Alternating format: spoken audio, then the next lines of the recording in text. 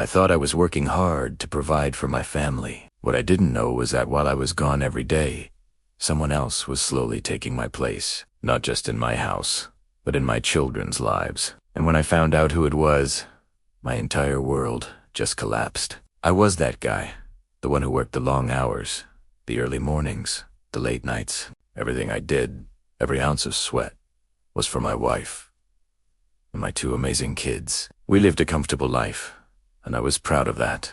My brother lived just a few blocks away, and he was always there to help out, babysitting when we needed a night out, doing school pickups when I was stuck in a meeting. I trusted him completely.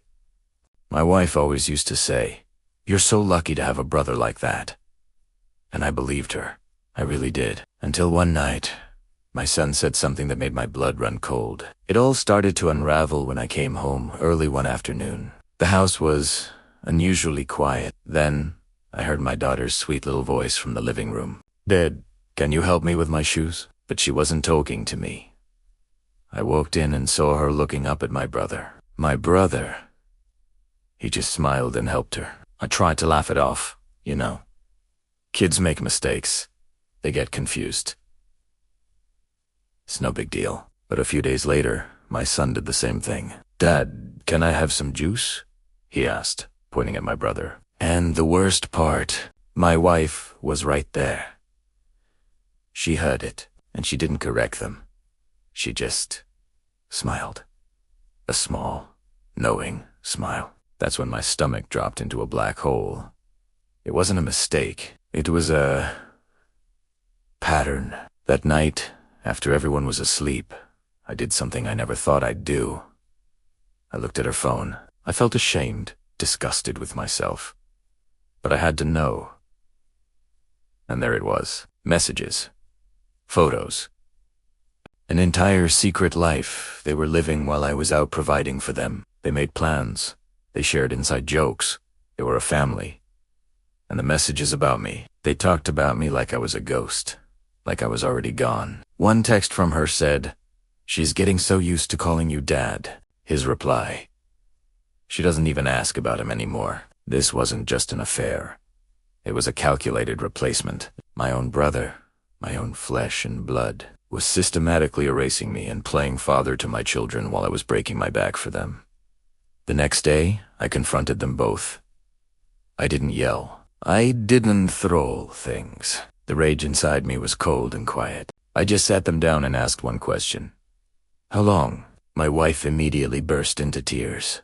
The classic performance. My brother, the man I'd looked up to, couldn't even meet my eyes. The answer came out between sobs and stutters. Years. It had been going on for years. They tried to justify it, saying it just happened that the kids were more comfortable with him around more often. Comfortable. That's the word they used. And in that single, gut-wrenching moment, I understood everything. I wasn't losing a family. The truth was, I had already lost it a long time ago. They had just forgotten to tell me, but I wasn't going to give them the satisfaction of a messy breakdown. I didn't fight. I didn't beg for her to stay. I played their game, but I played it smarter. For the next few weeks, I became an actor. I smiled. I went to work. I pretended everything was normal. But behind the scenes, I was a man on a mission. I documented everything. Screenshots of the messages, dates, times, every piece of evidence. I hired the best lawyer in the city and filed for divorce.